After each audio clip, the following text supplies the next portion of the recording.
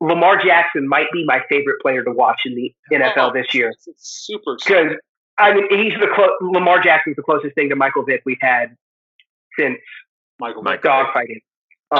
So.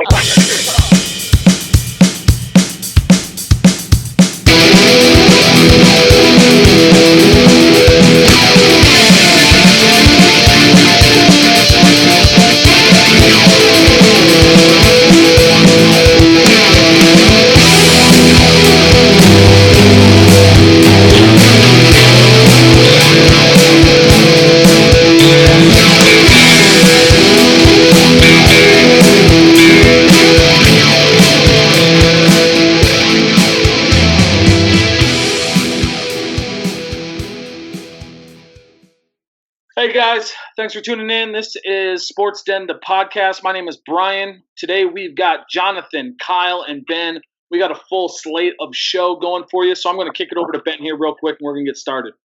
All right, so this week we're ready to start. So this past week we had football. It's the biggest sport in America, so it's a sport that we're going to lead off talking with as long as it's the biggest sport that's going on. So football happened this week. There's a bunch of really cool stuff.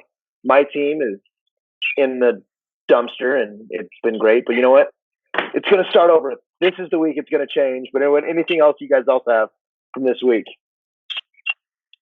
You know, Russell Wilson got me so far ahead in my fantasy league already this week.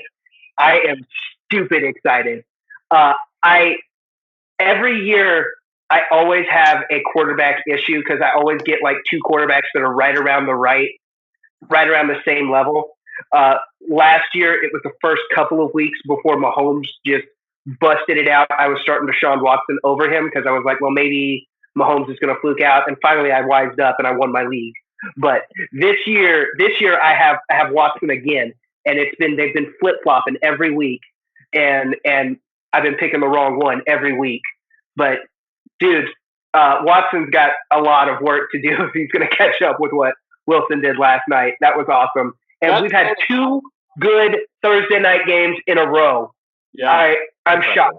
Incredible. That throw to Tyler Lockett was pretty awesome, not going to lie. I think the Next Gen stat said that there was like a 6% chance of completing it, and that was the lowest percentage of a pass that got completed since like 2017. So it was okay. So on that throw, the NFL right now, I think could make that throw. Yeah, well, no, there's not a lot. Disagree. I think any quarterback can make that throw because I say it wasn't the throw, it was the catch. Can any quarterback throw the ball 3 yards out of bounds? Because that's what that throw was. That throw was caught it. So you've got to look at that play in its entirety. That play involved a scramble, a roll out. And he hit that spot, and it wasn't 3 feet out. That was perfectly placed in the spot and relationship between the QB and a wide receiver. That was beautiful. It was the only place in that end zone that Lockett was the only person who could have got that ball. It was the only place. I will give that. He threw up because we see this a lot. We see quarterbacks who throw up a ball of, you know what, the only person who has a shot at this. I'm throwing it away, but giving my receiver a chance to make a big play. The receiver made a big play. I put everything on Lockett on that. When I say that's an amazing pass by the quarterback, it's when the quarterback fits it in between three defenders and, fits one in. That's the one. That's totally quarterback. This was receiver. Receiver I'm giving there. It was a smart decision. I'm not downplaying the play. It's a great play, great decision. He put it exactly where only his guy could get it. But there was good coverage on that play. That was solid defense by that defensive back. Ben sounds like a salty NFL fan that doesn't have a quarterback right now, so he's just a little jelly. It's okay. Yeah. I have Joe Flacco would try that and get 11 times out of 10. Doesn't mean you get to be salty about Russell Wilson getting it done. I'm not. I'm just saying it's more receiver than quarterback. We all want to give Russell Wilson all the praise for it, and you know what? In fantasy, he can take that praise for it. But that was a receiver making a spectacular play that a quarterback set up for him. I will give it. The quarterback set up for him Can we just talk about real quick probably the most important thing that's happened this season? That the Miami Dolphins had a lead for a few minutes. For like 6. So my wife's uncle is a Chargers fan, like a big time Chargers fan. And I get out of church and the Dolphins are up, and I'm like, and I text him, I'm like, what is going on? What have you guys done? And he goes, oh no, we gave the Browns their first win last year. Why are we doing this again? But it's the Chargers. It's the Chargers. Luckily, they've restored order. Are the Chargers better off without Melvin? No. You saw that. No, but you look at the numbers, and they average more yards per play when Melvin's not on the field. We don't know that this year, and he's also coming in.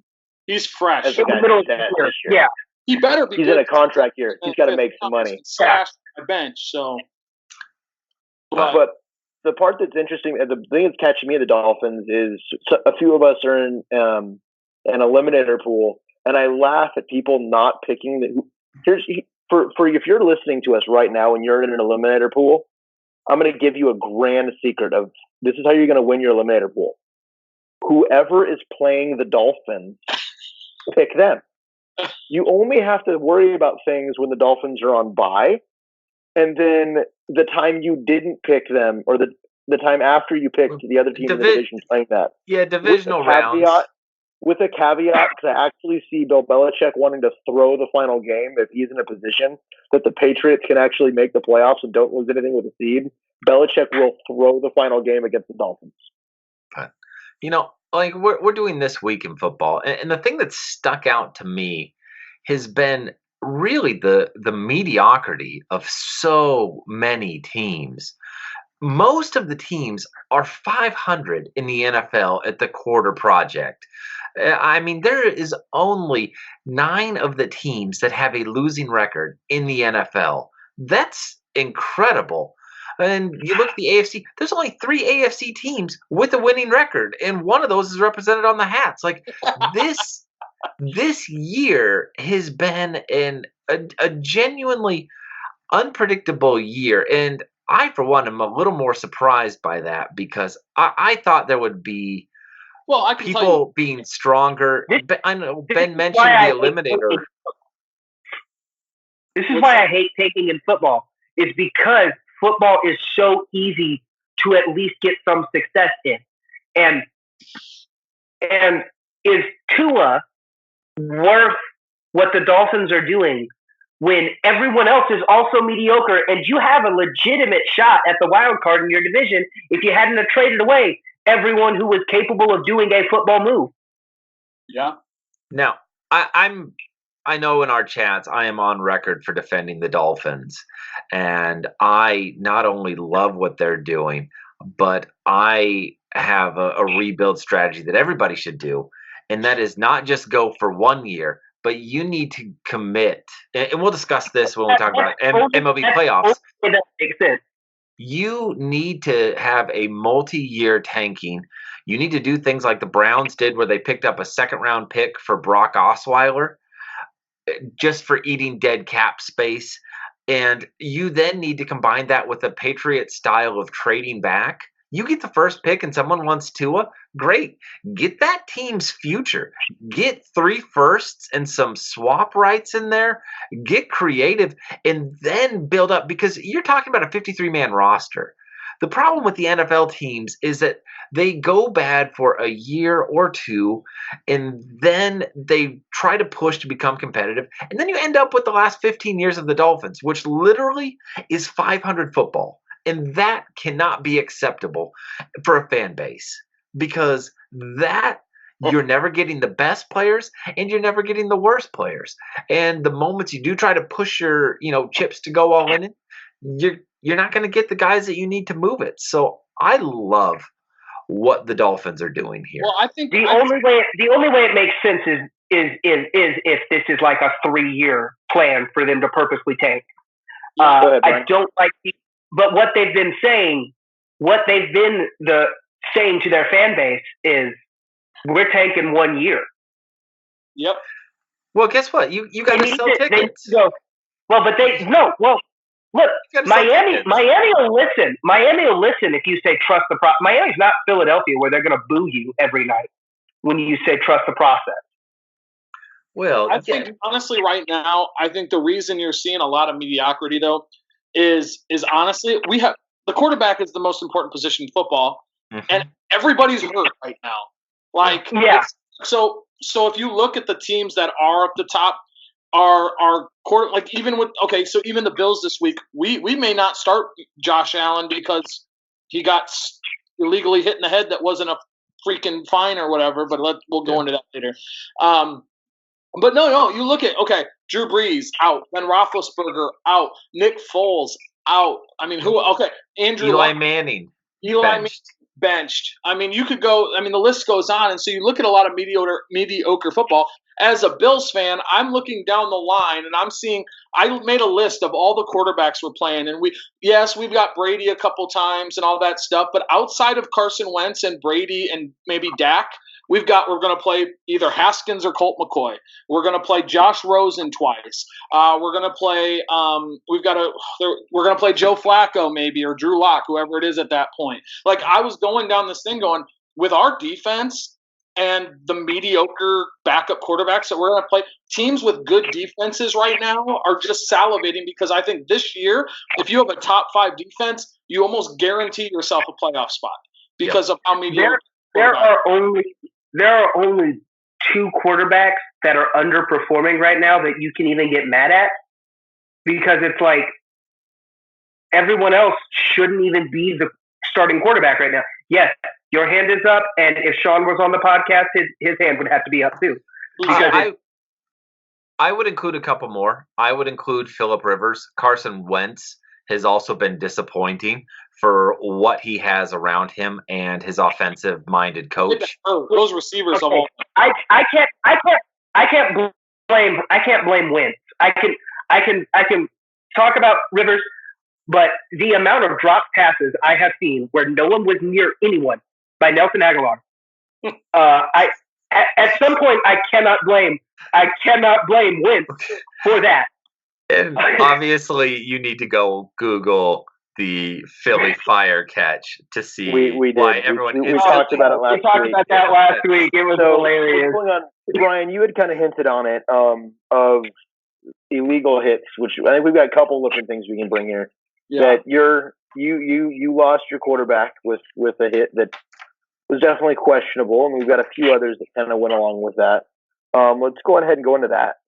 Yeah, I think so I watched the Josh Allen hit, and there's 2 sides of the thing. And here's the thing: is it's so funny. It's like, and I'm gonna make a ridiculous analogy here, but watching that hit and taking a side is almost like reading the Bible. Okay, it's like what pair of glasses are you wearing?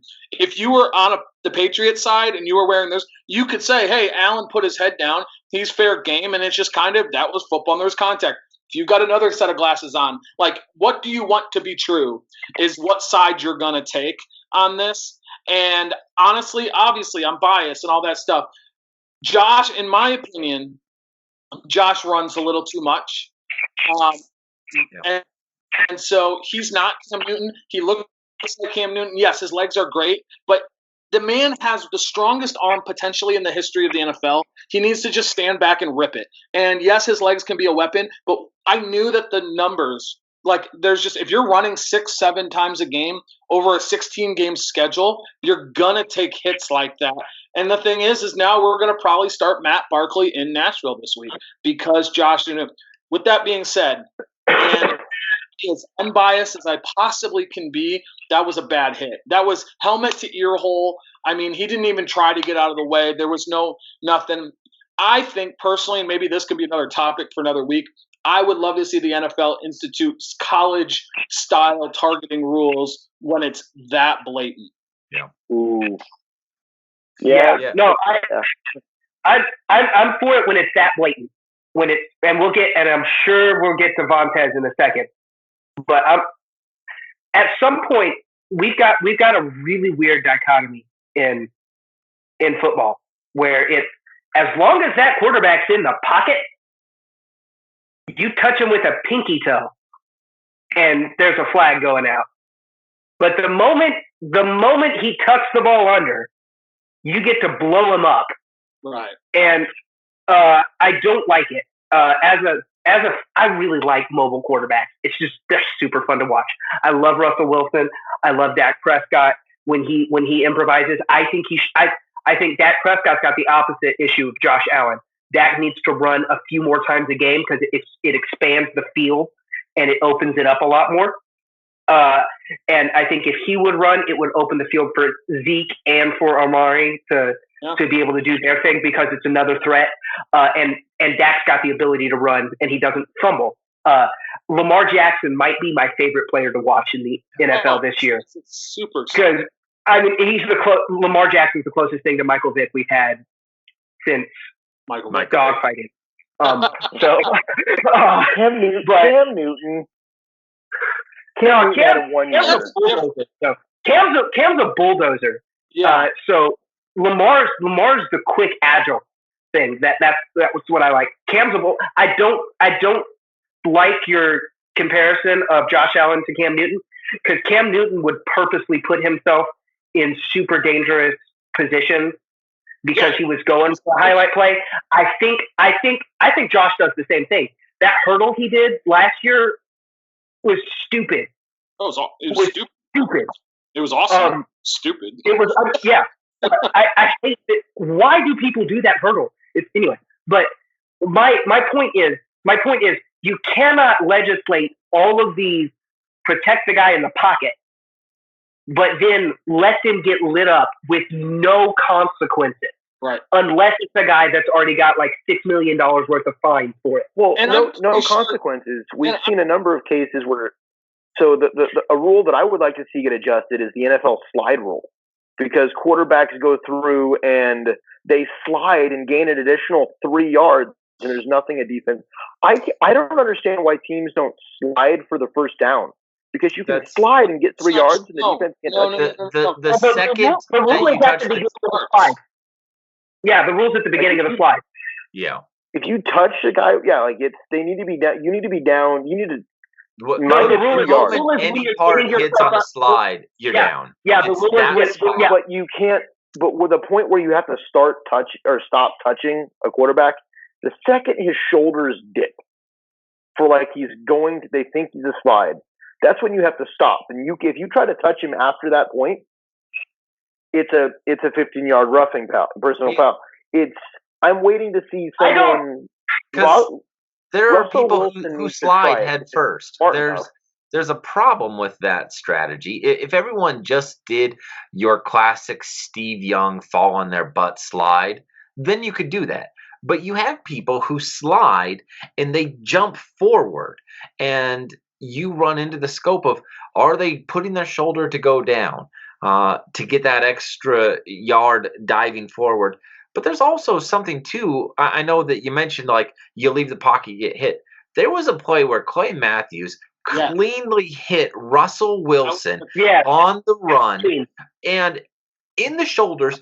Perfect regular football thing that you want to get taught. And Clay Matthews got flagged on a very crucial down that led to the Seahawks winning that game. That should not have extended the drive. And so we're in a weird point when you compare it to, as we mentioned Vontez. We've got places where you can clearly tell when someone goes over the line. Again, I'll bring my own little homer thing. This is there's 2 games in a row, or 2 games when Denver has, on the final drive, has had some weird call where they bumped a quarterback and received 15-yard penalty. I don't even know if they said Von Miller touched. I watched it. It looks like he literally waves air at the chin. It feels like every week we have a time where an offensive lineman will shove the defensive tackle that's got past them into the quarterback, so it's a roughing call. And it's the offensive lineman turns around and shoves them. It feels like that happens every week. Or every week you have, like you said with the slide, like Monday night or Sunday night, Jalen Smith was already in the air. And before Teddy even dipped his shoulders to slide, and then Teddy goes down and they throw the flag and then look at Teddy to see if he's okay before they actually determined it wasn't a flag. And Teddy's like shaking his head like he didn't mean to hit me. Like, but then you also have that moment on Thursday night where Russell slides and Aaron Donald does everything he can to jump, to get out of his way, and does this like WWE backsplash on him, trying to avoid him. And Russell gets up and looks for the flag for the hit. And thankfully, the refs at that moment made the right call to not toss the flag. But there was no physical way Aaron Donald could have not touched him on that play. Because the frustrating thing on that is, and again, there shouldn't have been a flag on it, but in avoiding doing the thing to get a penalty, Aaron Donald is a giant man. I know they show it in professional wrestling and it works. Aaron Donald is more likely to hurt him trying to avoid hitting him. And exactly. Had he been slightly further back, Wilson really could have been hurt on that play. Whereas had he actually been allowed to, continue forward and bump him a little bit without having to worry about getting a flag, everyone's fine. Everyone's good and happy. We can see when things are blatant. We can see when guys are going for a slide and a guy comes diving in and takes him out in the head. But we can see that. The downside is that you have Aaron Donald, and then you've got the guy that you have to talk about.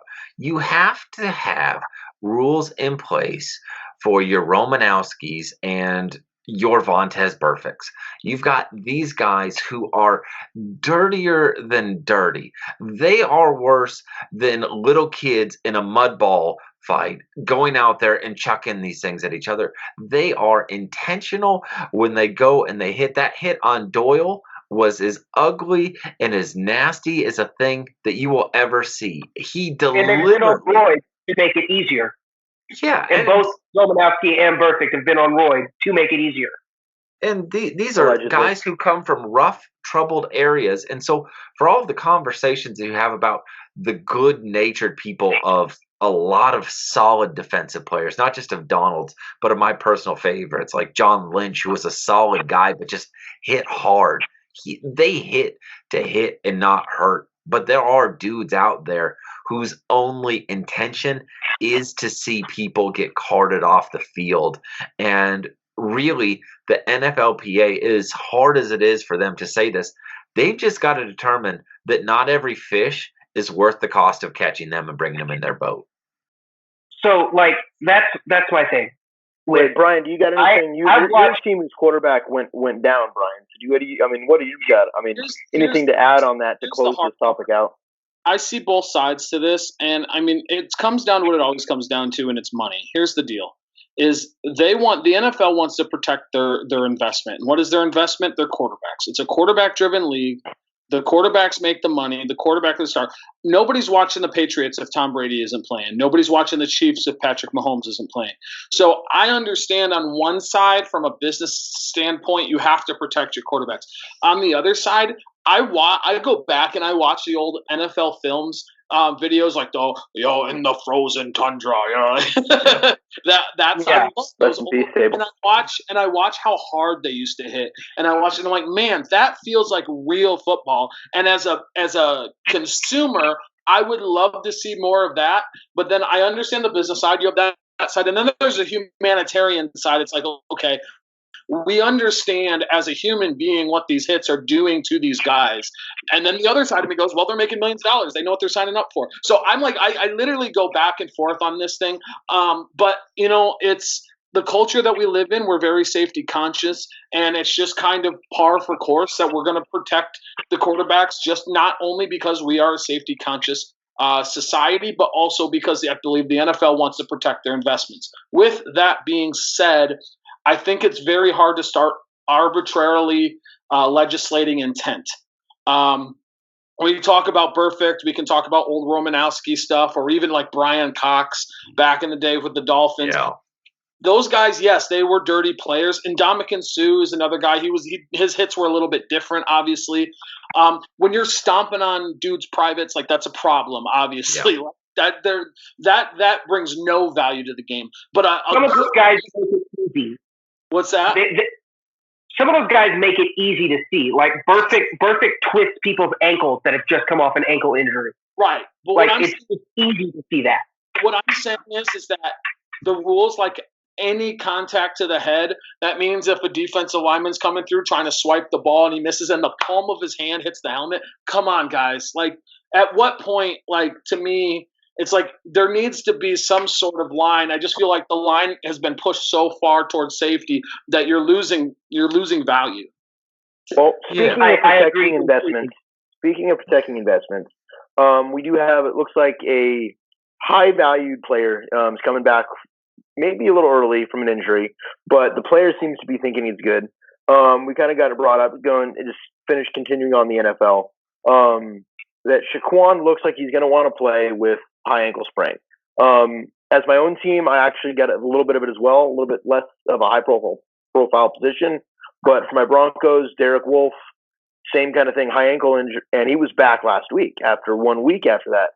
How do you want investments are great in one thing, but at the same time, the money that investment gets sent in the right now exists as well. What's the correct balance of protecting your players and giving your fans this year of what they still come to watch? First off, I said in our very first podcast this year, in our fantasy don't pick, I said don't pick Saquon because Saquon's going to go down because of bad coaching and a bad O-line. And he did. And putting him back in, 2 weeks after he was on crutches in the middle of the game? Yep. On crutches and a walking boot in the middle of the game, you're going to put him back in 2 weeks later? You know why? You know why they're doing this? Because they want to see him play with Daniel Jones. They don't care about this. I get that. Okay, I'm a Cowboys fan, so I'm in the division, whatever. I like football. I like watching high-tier football players play. Do not Bo Jackson Saquon. Yep. Do not Bo Jackson Saquon, or I think everyone in the entire New York metro area should get to take a shot at that coach with a baseball bat. Well, you look at this, and I'm with you. I think they should sit him. But you can clearly see where the Maras are coming from. They're sitting there telling their guys, hey, guess what? The entire NFC is up for grabs. We are here 2-2. We are still in this. Everyone said that we're dead. We've got the spark of Daniel Jones coming in. If we can get Saquon. I really like Daniel Jones. Sure, but let's a lot better than I thought he was. They beat the Buccaneers, and they beat the absolutely dead Redskins. Their losses have been substantial to both the Cowboys and the Bills, and it doesn't get better. They play the Vikings, the Pats, then they'll win against the Cards. They're going to lose at the Vikings, lose at the Cowboys again, lose at the Jets, lose at the Bears, lose at the Packers, lose at the Eagles. They'll beat the Dolphins, and then they'll beat the Redskins and finish off losing. They've got 5 wins on that schedule. So even though they sit here at 2-2, you look at this schedule and you're like, this right here is going to be a 5-win team. There are not enough winnable games for them to justify bringing Saquon back. Are there environments where you can't? We mentioned a little bit talking about Miami and tanking. Are there environments when you can't tank? Is New York an environment that you can't? Tell that to the Knicks. Tell that to the Knicks. Tell it to the Jets. But the Knicks are going to come. Well, the Jets. Okay, the Jets don't. Okay, the Jets are new. Okay, the Jets are New Jersey. New Jersey claims the Jets. New York still claims the Giants. But you can do it if you're the little. If you're 2-2, you can do it. Yeah, you can do it if you're the little brother. Can do it, but we see if you're little brother, if you're the Nets, you can tank. If you're the Jets, you can tank. If you're the Nets, all of those rhyme. I just realized. Anyway, but if you're the little brother team in New York, you can get away with it. The New York Knicks every preseason have protests in front of Madison Square Garden trying to get the owner to sell the team. Yeah, every year. I don't believe the Knicks are actually tanking. The Knicks are, because that's the other thing we got to keep in mind when we talk about tanking. Is there's tanking and there's being bad. The Cleveland Browns, a lot of those years, they were putting $100 million in 4 guys that all play the same position is just being bad. No, but getting back on the conversation of what do you do with star players, there's one moment as a Blazer fan where I remember very vividly they went and they cleaned up Brandon Roy's knee. And they said, this is going to be a 2 to 3 month rehab. And Brandon goes and asks him, and he says, can I do any more damage? And the doctor said to him, no, we don't think you can do any more damage. And he was on the court 7 days after having knee surgery. And those knees never got better. And he transitioned into, the mid 2000s great what if, 4-time All-Star in 6 years, Rookie of the Year, solid player that all of a sudden is now these one things. So the thing I always caution, favorite to watch, and then sometimes with these star players, because they have been so good and they have won. These are winners of winners of winners. They've won in high school. They have won in college. These are guys who just think that magically they can continue to do what they've done their entire careers. And at some point, you run into levels where your body doesn't recoup. And then you hit the other thing. Like, I know that, Brian, you mentioned watching the old films and seeing, quote, classic football. Those guys were all substantially smaller as well nowadays. Listen, the NFL, the Washington Redskins Hogs in the 80s that won several Super Bowls was 280 pounds, okay? Those linemen aren't stepping foot on the NFL nowadays because they would get shoved around by dudes 50 pounds heavier across from them. You have to do things to acknowledge the sport that you're in. Protect your guys. It's better for your fans in the long run. It's better for us as a consumer. And yes, 1 year you will be down. You will be. But there's also perks with it because you're not in the NBA. You're going to get a higher draft pick. You're going to be able to build more because you're not a lottery thing for most everybody else. So if your star player goes down and it's something that's serious, just as sucky as it is to say it, mail it in. Mail it in. Do yourself a favor. Brian. I think the difference between like the NFL and the NBA is the amount of games that are played. So, you have the NFL, you have 16 shots during the year to make it happen. And if I'm a player and if I'm competitive, I know that 1/16 of my season, that's a big deal. If I'm in the NBA, like, let me ask you this. It's very similar. It's a little off script, but it's similar to what we're talking about. Like, I always would get frustrated when Popovich would rest his stars on a road trip.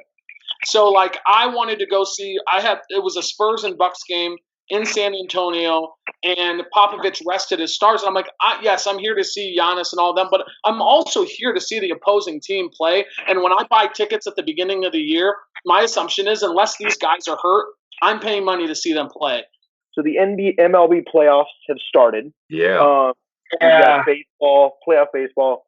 Yeah, there's everything, but my teams are out. But there's something about October. I know we're officially in October now, but there's just something about October baseball that late October baseball is the best part. It's the best. This is the best sports month. Baseball. Yeah, this is the best sports month of the year because the hype that we get from having baseball playoffs. The NFL, right in the middle of its season, as teams are taking off and they figured out who to start at quarterback unless you have an injury bug like we have this year, and then you've got the NBA is going to start right as the World Series is going. Like, it's just the best. Yeah. And the college football teams, the SEC has actually started to having to play real opponents instead of Sister Mary of the Poor, University of Phoenix, and ITT Tech. Like, there's real college football happening as well. And this all comes together. I will also give a shout out to Ben. Hockey, apparently there's this mythical sport from up north that is starting. Like ice. Yeah. Apparently it's sponsored by Frozen 2 or something like that. Olaf is involved apparently. I don't know the entire logistics of it, but we have hockey listeners. Come on. So yes, it is a fantastic time. Like I said, October is fantastic and amazing. Honestly, though, this year it's kind of interesting for me because we've got teams that I feel like we know who it's going to be. Yeah. Most years there's maybe a hot team that's coming in. You're like, you know what, that team is they're a lower seed. They may not be as great as everything else, but they're hot rolling in, so maybe that might work.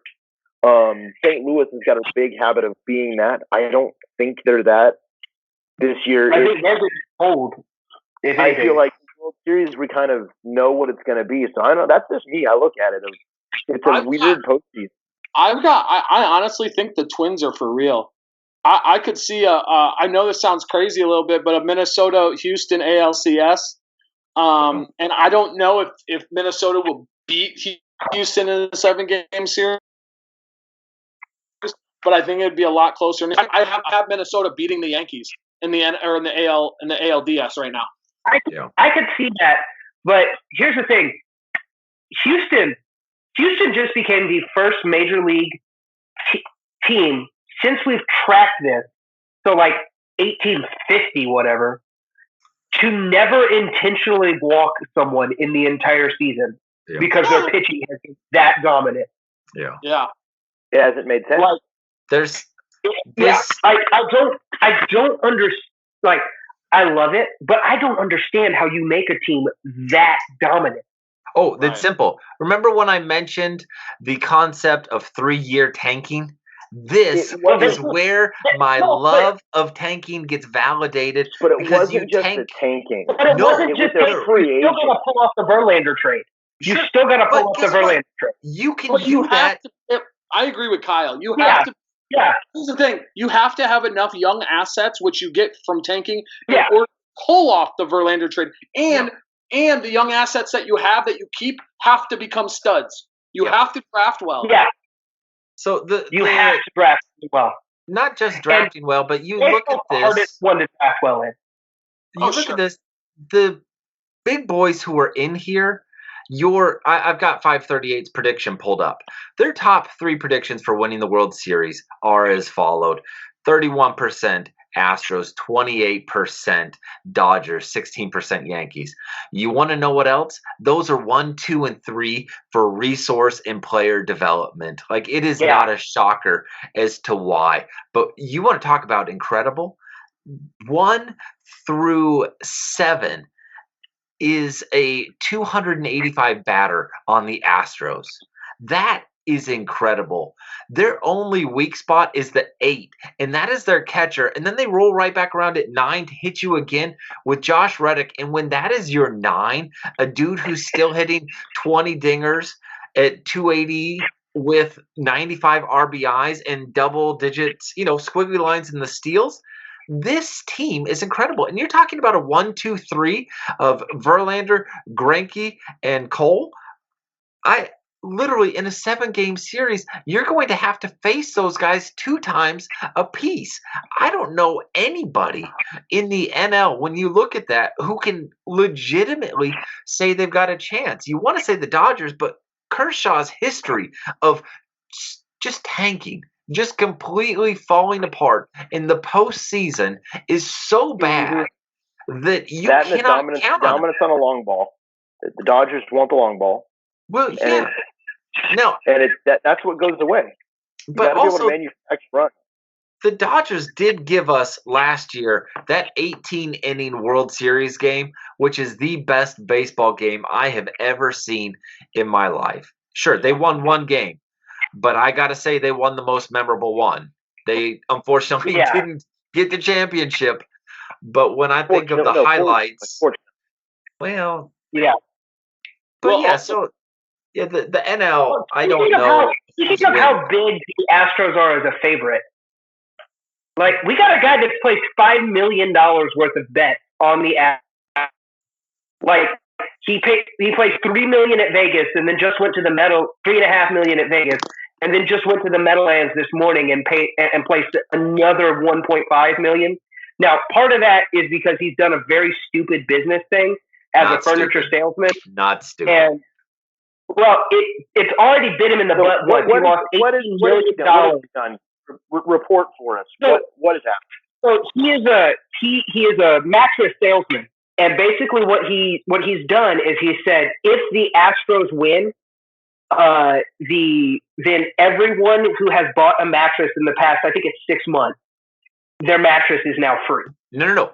Over $3,000. Okay, so you've got to spend $3,000 on a bed, and if the Astros win it, then you're covered. And the reason that he's having to do this bet is because the insurances are tired of having to pony up when his gimmicky bets require them to shell out millions of dollars.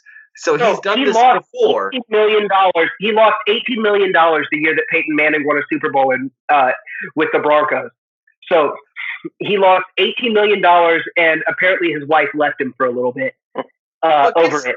Guess what? He runs these things out there. It's crazy. You lose 1 out of every 5 years. That means the other years, you've got people who've spent $3,000 on a product that you don't have to refund. Like he's worth $75 million by selling mattresses, okay? The dude knows what he's doing. Yeah, I would not have done it. I would have not, if I was him, I would not have picked the Astros, though, with how dominant they've been this year. I'd have said the Dodgers. But I get that he's in Houston, though. Yeah, he's in Houston. It's the local boys. But just, I don't see how any NL team, and that's the great thing with baseball, you can be surprised. People can get hot. You can get a batter who goes on a good streak. You just don't like any of their pitching long term. For anybody on the NL side, whoever wins the American League is going to win the World Series. No one's got a bullpen in the NL that can keep up with the Yankees and Astros. Or the Twins. The Twins have got a good one, too. Yeah. Dude, the Twins hit dingers like crazy. Yeah. Now, the downside is as it gets colder, the air gets more dense, and that's part of the reason why home runs disappear. You have to factor in. Traditionally, long ball goes away in October. Yeah, science. It's science. The air gets colder, it gets denser, it takes more of an oomph. If you've got a home run that would have made it by 3 feet, guess what? It's 2 feet short of the warning track. Science is fantastic. Yeah, that's why they say actually in the dome it helps. It helps Minnesota for that reason. So the other big story that came out this week, this is actually kind of goes on a topic that we've somewhat discussed a little bit in our chat, that we've somewhat avoided for because we wanted to wait till we knew each other better to really kind of go into this topic, because when we've talked about it, it's gotten a little emotional. But California has just made a law and passed a law that I'm going to try to say this as unbiased as I can, and then void my thing. I'm going to try to take my host perspective and not get a thing unless you guys are completely and utterly wrong. But California is making a rule that is going to fundamentally, or has the possibility of fundamentally changing the NCAA system as we know it. If this goes through, if this does not get overturned by the Supreme Court, NCAA sports as we know it is changed forever. Thoughts on this law as it comes through? This is the only bipartisan thing our nation has right now. This is the only stuff that has bipartisan support. So I'm going to pull it up now. This bill is in also 11 other states. So I was looking at it right before we came on. It's introduced by 2 Democrats in California, but North Carolina is proposed by Mark Walker, who's a Republican. It's on the national level by Anthony Gonzalez, who is also a former NFL player and played at Ohio State. From Ohio, it's in Colorado with 1 from each side of the aisle. Florida, Illinois, Kentucky, Minnesota, Nevada, New York, Pennsylvania, South Carolina are all also have this in their legislature right now. And almost every one of them, it's a bipartisan thing because it's a problem. Yeah. It's a problem The NCAA was instituted during a war over football to try to keep kids in fighting shape. It was really what the point of the NCAA was to try to keep people in fighting shape after the Civil War. And it was created with the intent of making football something that people played. And then afterwards, they had to come up with a reason to justify it. And the reason of justifying it, not as a pro sport, was to come up with amateurism. And you're talking about the NCAA was created in a society where half the people creating it thought it was okay to enslave people based on the color of their skin. Yeah. And so now we have got a society that is way past that on a fundamental level, where we see fully in our face all these issues, whether it's sex trafficking, human trafficking, whether it's this terrible idea that people want to steal other people's identities, and so all these bills really say is it's illegal for you to claim sole right to someone's name, their likeness, and their image. You do not own those. This is actually an anti-human trafficking law, really is what it is. And it just so happens that these are going to affect the NCAA because the NCAA is doing stuff that is unethical. That's not the take and approach that I would have intrinsically said with it. However, I don't disagree with anything that you said. I generally don't. I have been on favor with this, speaking of things, and I'm glad you mentioned North Carolina. I would like, because people will say under the guise that students are being compensated with their education. And I would like the 30 seconds to read to you this A- paper from the UNC basketball program. On the evening of December, Rosa Parks decided she was going to sit in the white people section on the bus in Montgomery, Alabama. During this time, blacks had to give up their seats to whites when more whites got on the bus. Rosa Parks refused to give up her seat. Her and the bus driver began to talk, and the conversation went like this. "Let me have those front seats," said the driver. She didn't get up and told the driver she was tired of giving her seat to white people. "I'm going to have you arrested," said the driver. "You may do that," Rosa Parks responded. 2 white policemen came in, and Rosa Parks asked them, "Why'd you all push us around?" The police officers replied and said, "I don't know, but the law is the law, and you're under arrest." And that paper got an A- from UNC. The notion of getting... That paper wouldn't get an A- in my wife's 3rd grade classroom, by the way. No, that paper is a travesty of amateurism. And it's something when people say they're getting their education, they're not. I had a manager who was a football player at Cal. Cal, by the way, is Berkeley. Cal is a legit, serious school. And he was instructed the classes that he could and could not take as a football player going to a leading institution. You have restrictions that are placed upon you inside your scholarship where you not only don't have the name to your rights, you don't even get to choose the major. And it is beyond travesty that you cannot, not even profit, you cannot work a side job when you are a football player. My wife had a good scholarship to her private university, which helped cover a lot of the cost. And then guess what?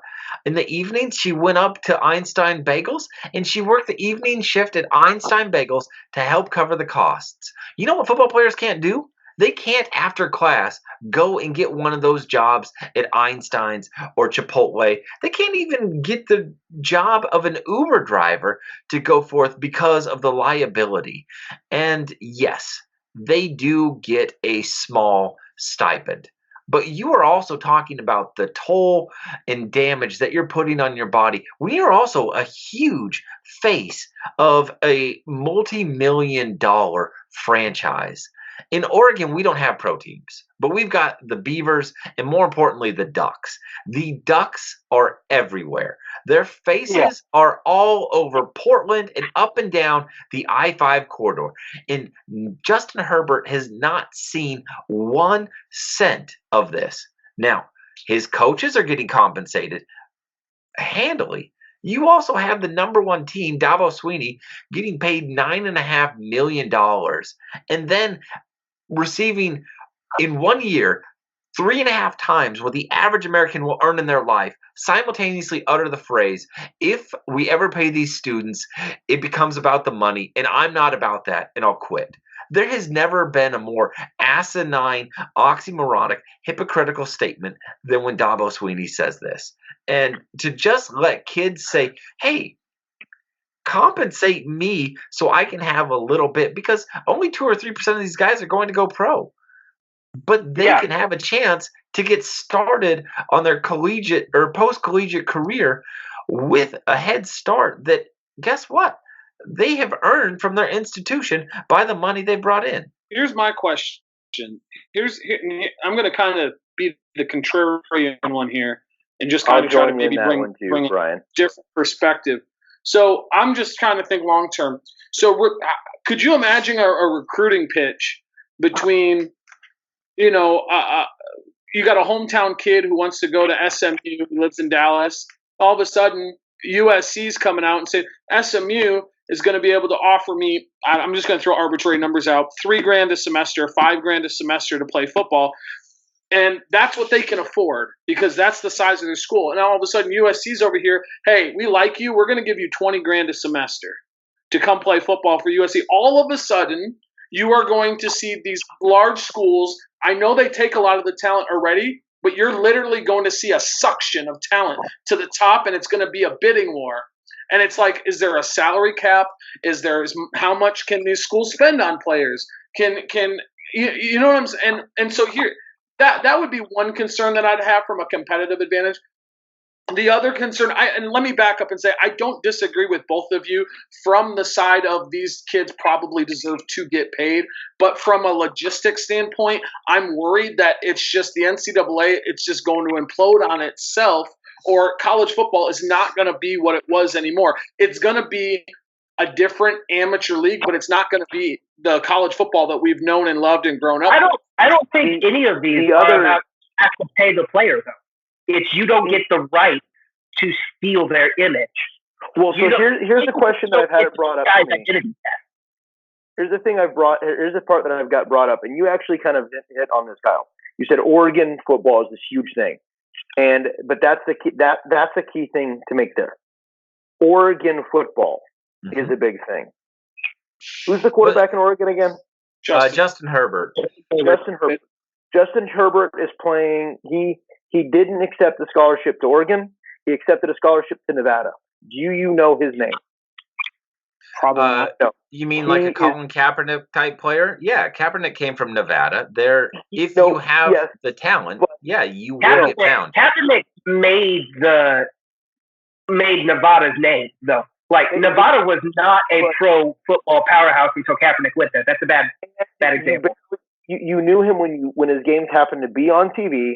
And then when it came to the draft, that's when you didn't. I mean, if you're a huge college football fan who's watching a little bit of everything, you're knowing these things. Daniel Jones is another good example of this. Did you guys know who Daniel Jones was before the draft? Quarterback at Duke. Yeah, but that's the statement that I've heard before. So the actual statement is the question is not are kids making money on their own likeness, or are the kids actually able to make money on their position from the school? Brian Urlacher, this one that I threw, a claim that I remember. So the thing that I remember a ad campaign that Brian Urlacher did with vitamin water. Vitamin water. So the NFL was sponsored by Gatorade. Mm-hmm. So in the ad campaign, Brian Urlacher could not be a football player. They could show him working out, but they couldn't show him doing football stuff. Because Brian Urlacher, the football player, couldn't be associated with another thing. But Brian Urlacher himself could. But Brian Urlacher he was a linebacker for the Bears, but he was also Brian Urlacher. And a question I bring up, especially in a group, in an area like NCAA football, Alabama was the example. I'm passing on an argument that someone else did. We were having a discussion with someone else, and he says, in a place like Alabama, Tuivailova is a huge, huge deal. Nationally, he's even a huge deal. But in Alabama, he's a huge deal, not because he's Tunga Tuivailova. He's a huge deal because he's the quarterback at Alabama. And as soon as Alabama replaces him with the next, when he leaves after this draft, Alabama is just as in love with the next guy. Yeah. The players that I can think of nationally, Tim Tebow had a name for himself in college. He had a cult. It's a cult following. Johnny Manziel had a cult that followed him. There are a few players that really check and say, you know what? These guys surpassed their school. Most of these guys, even fantastic. Peyton Manning at Tennessee, honestly, I will argue, did not surpass Tennessee until he played in the NFL. We all knew he was great. We all knew these things there, but at the end of the day, he was the quarterback at Tennessee. I have a question. I just want to interject. I want to interject here, Ben, real quick. So the other issue that I see kind of with this is a Title IX issue where, okay, so how much value does a player bring to his university? So let's use Tua for an example. Tua's value to Alabama is huge. The revenue that they're going to bring in selling Tua jerseys and taking, the calendars and all that stuff is huge. What about the Penn State volleyball player that won a national championship, but I couldn't name a single volleyball player on Penn State. The thing is they're bringing. Are they going to bring the same kind of value? So now, do we have like a WNBA versus NBA thing where these girls are going to be paid less than the guys are? And it's like there's just so at least on the national stage, at least on the national level, the one by Tony Gonzalez, that one's not. That's not really what they're arguing. They're just arguing you don't have the. Now, I think California is the weird one because it's the only one that's arguing they should get a slice of the revenue. All of the other states are saying, no, you don't get to control the revenue based on there. And technically, there's also been legal. There's also been legal precedents, too, regarding who owns what. There's a reason that we have not seen an NCAA football game since 2012. Ed O'Bannon took the NCAA to court, and he won. He said, these guys are making money off of my likeness in a video game that I didn't get to see a single cent of. And as a fan of the NCAA video games, it breaks my heart that there hasn't been another one. Yet, I get it and I understand it because he's not wrong. And listen, you make the comments of these big schools. I understand the flip side of this. I'm an Oregon State fan. We've won like 2 games or 3 games in the last couple of years. I am the school who will feel the downside of all of these things. Look at this. That's the biggest part. It's the small schools and it's kind of Brian mentioned, the smaller sports. But guess what? They're already doing it. Chip Kelly got suspension because he paid Trey Lyles a bunch of money to bring in 5-star kids. There's dirty, shady things happening in NCAA right now. Look at college basketball. The guy that this team just traded for from the Miami Dolphins is the reason all this is happening. Laramie Tunsil. He's the reason all this is happening. Yeah. This is all a reaction. The other big question before we and real quick, before we go on. Go ahead, Brian. I want to mention one more thing too. Is I think you're also going to see schools being on one side or the other. I'm a Wisconsin fan. Barry Alvarez, the AD from Wisconsin, came out and said we will not schedule California schools going forward if this goes through. So now it's like, okay, what now? Like, I'm going to tell you exactly what's going to happen. Here's exactly what's going to happen. USC, Texas, Alabama, probably Notre Dame, they're all going to be like, okay, cool. We're leaving the NCAA and we're just going to pay our kids. You can play them or you cannot. Those 4 schools will not see inch of revenue dip if they start actually paying their players because they were doing it to begin with. Yeah, and we have seen precedents in the NCAA. You go back and you look at the 30s, 40s, 50s, and 60s NCAA football title winners, and they are won by schools that are no longer athletically competitive in football. These are your Ivy League schools who just said, we see the forthcoming arms race that is NCAA athletics, and we want no part of this. So our kids, when they come to play for us, they can come, but they are not getting all of the perks and benefits that all of the other schools have. So we have encountered one of these splits already. In the schools who said we are legitimately about athletics, they went and they excelled. And the schools who said, guess what? We're about education and furthering America and making sure that we can produce the best adult individuals in their fields. Guess what? There's a reason we love Fitzmagic, because he went to Harvard and he didn't get a bonus, and you knew that the guy was smart because he made it there. But every other school has lower athletic standards or lower entry standards for their athletes, except for there's a reason why we did. There's a reason why the other legal thing that happened with the actresses and all. But before we get on, the other thing that I just want to add at the end of it is this situation. The part that gets me is the unintended consequences, and there will be, and I can't jump out and predict exactly what they're going to be. Yeah, there's going to be unintended consequences, but at some point, there will be major. So one thing that kind of gets me, and that I kind of want to get there, and it kind of goes into our next thing of we were going to kind of go with a lightning round of some things that are happening right now for the next 10 minutes we get there. But one that gets me is I love college basketball. I went to the college I went to. We're a smaller time basketball school. We play in the WAC, but college basketball is a huge deal on campus in that university. This past week, it was a tradition that we started when I was there, of camping out. We've got tickets, we've got everything, but we camp out for events. So Midnight Madness was this week at my alma mater at GCU. So Midnight Madness, actually, I think the doors open up in little less than an hour from where I'm at when the doors open up. Kids have been camping since Tuesday, not to get tickets, just because. And it's little things like that I love about college athletics. Yeah. It's giving us some small thing and having, we get the grad transfer, but at the same time we get the one kid who was there for, 4 years who absolutely becomes. There was a guy that his nickname was the mayor because we had elected him. He was the mayor of campus, because he was just that beloved on campus. He had a fantastic scholarship, and these guys all had fantastic, amazing scholarships, but they were just beloved on campus. They're playing, I think, in Europe. Most of those guys, a few of those guys are playing professionally in Europe, but they're not going to be NBA guys unless something crazy happens.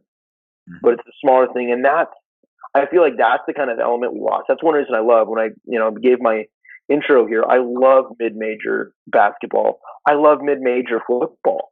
College football, because there's something, despite all the issues that go on with NCAA, there's something that's still actually pure about it. The rivalries that we have, that we can sit there and be like, you know what? I truly believe I'm not worried about this school. I'll make accusations left and right because I hate New Mexico State. So yes, if you're on from New Mexico State, I believe you're cheating and paying players. Deep down, I know you're not cheating and paying players, but it is still this pure rivalry that exists in college. And my fear is, as these things go through, that's the thing that I'm afraid that we're going to end up losing. You look at the way college sports work in other countries. No, there is a college, Oxford University does have a soccer team, but it's little more than a club team. Yeah. And I understand I understand the problems, and I know the problems, and I'm not saying there aren't problems. But despite a racial undertones, as you mentioned before, in the creation of the NCAA and the corruption and problems in the NCAA, they've accidentally created something that I'm going to call beautiful. Like, I know my friends, I had friends who did other sports, and I know we've had the conversations before, in other sports that were not been able to go to school, period, if it wasn't for their ability to throw a shot put. Their ability to throw this sport that was never going to make them money was able to get them get them into college and let them pay most, if not give them a scholarship that everyone else on campus would be jealous of if we were honest about it. And that's what I fear looking forward is going to go down and what we're going to lose. So anything else that you guys had to have? We had some few little quick points that I don't know if we had got much discussion on, but just a quick lightning round thing of what happened this week. The views expressed in this reference the individual that's expressing the views. But anyway, what do you guys have for this week? So I got a cool story. I know that this was a little bit a little bit off the radar when it comes to sports because some people don't see it as a sports, other people do. But I thought it was at least worth mentioning. What's wrong? What's wrong, Ben? What's wrong? I said nothing. All right. Well, so there was in the poker world, there was a really big scandal this week that came out by this guy named Mike Postal. His name's Mike Postal, and basically he is being accused of cheating. And he has won hundreds and hundreds and hundreds of thousands of dollars playing 1-3 no limit hold'em poker. And basically what they're accusing him of, and he is. Let me just back up and say this is all allegedly, because there's no proof or there's been no actual conviction that has come down. But a lot of people on Twitter and the poker community are piecing things together from live streams and different things that this guy has somehow cheated. And the way that he's done this is that when you watch poker on TV and you see the hole cards, the way they're able to do that is with RFID chips in every single card. So when they get their cards, there's chips in those cards. They hold it over the camera. The table then reads the card, and then you're able to see the card on the television. And what it seems as he has somehow gotten on the inside that he is always looking down and it seemingly on his phone where he can then get the RFID reader to send everybody else's cards to his phone in real time, where he is making ridiculous plays. They're saying the rate at which he is winning is nearly mathematically impossible. And I don't have the chart here, but basically there was a scatter graph, and it was, here are all the good players. Here's the best player in the world, and then here's Mike Postal. Yeah. And it was just the amount that he was winning. For those of you that know poker, I'll give you one example that I watched it today, thought it was ridiculous. Mike had pocket 8s, this other guy had pocket 10s, and the flop comes 9-9-10. Now, so he doesn't have much. The other guy has flopped the world, and there was betting and calling and all this stuff, and it gets to that, and Mike hits his 8. Now, if you have an 8, 2 8s in your hand, and you have an 8 on the board with 2 9s, you have a full house, which is a ridiculously amazing hand, and at no point would anybody ever fold that, except the other guy had 2 10s in his hand, there was a 10 on the board. This is one of those very rare situations in poker where two people have just really, really strong hands, and the guy bet, and Mike folds. Yeah. And it was just session after session after session, looking at this, the poker community goes, wait a second, there's something wrong here. So this is a new story. I don't know what's happening. I'm very interested in this story. I know maybe not everybody is.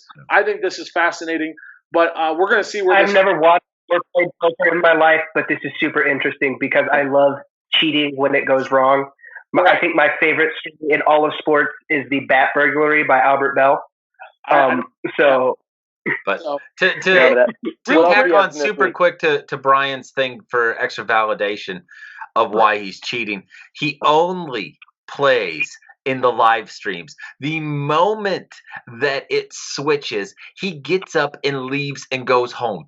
And his winning percentage is around $2,500 an hour, which is absurd.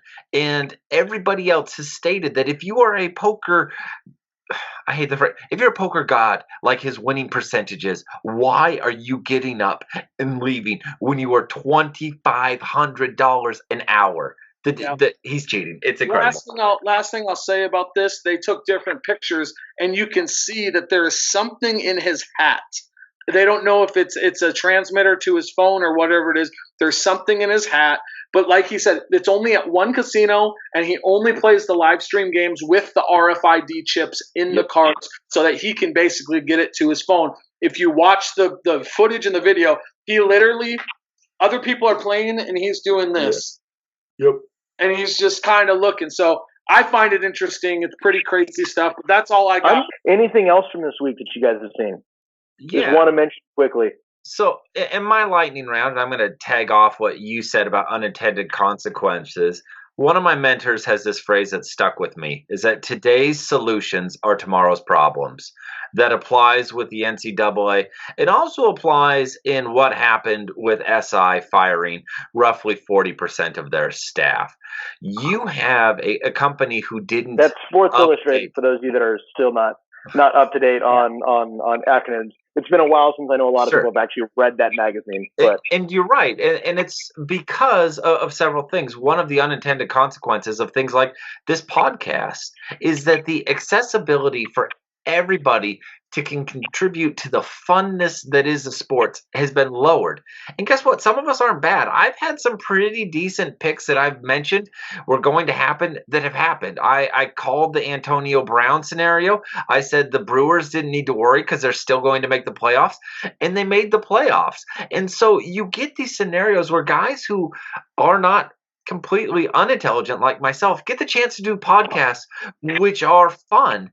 And then you also have this niche community that rises up where you can follow your Blazers closer than you ever have before, or your Bills like, Brian has with his podcast. And then you've got guys who excel. Your Brian Barnwells and your Zach Lowe's who write incredible articles, who are really doing good stuff. And so when you see a company like SI decide to fold and go in the era of this new modern 21st century hire and replace with contractors like us, that in a lot of ways is scary because we don't have contacts. We don't have the access that people are used to seeing.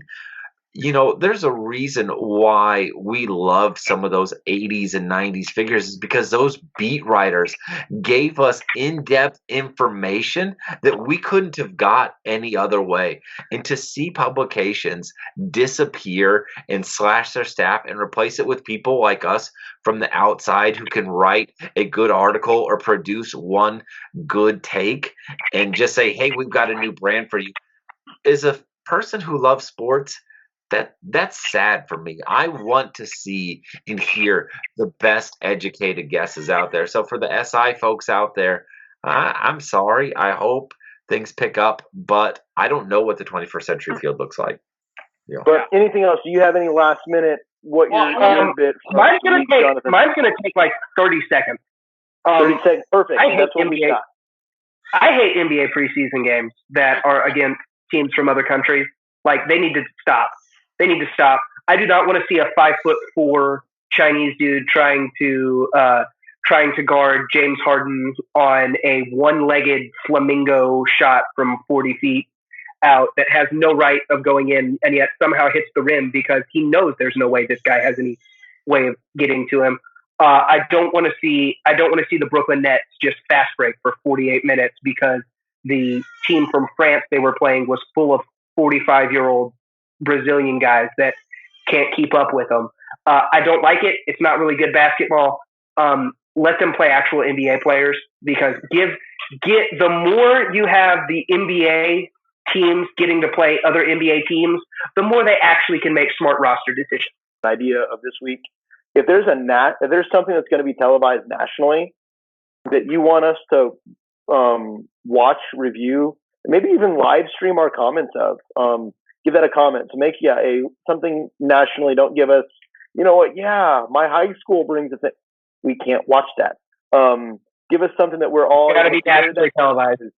Even a big NFL game, unfortunately, will not always be something that we could do if it all depends on where your time slot. I really wanted to watch that Bills game last week and rib on Brian, but I'm in the Memphis metro area and we didn't get it. So keep it a national broadcast, preferably not cable. I'm kind of cord cutting, so it makes it kind of tough. But yeah, anything that if you want us to live stream it, it'd be fun. We get a chance, especially I can imagine a Sunday night game. Brian, do the Bills ever get a Sunday night game? The only primetime game we have this year, and it's not even primetime, is Cowboys on Thanksgiving. Every other game is noon. So maybe not that game, but still. I will be watching that, and I will be tweeting and texting you the entire time. I promise. But anyway, stuff like that. If there is a national broadcast that you want to see us do, you know what? Let us know. Like I said, 5-star review it. Give us a review. Like, share, subscribe, and we will see you next time. Yeah. See you later, guys. All right, bye. Bye, guys. All right.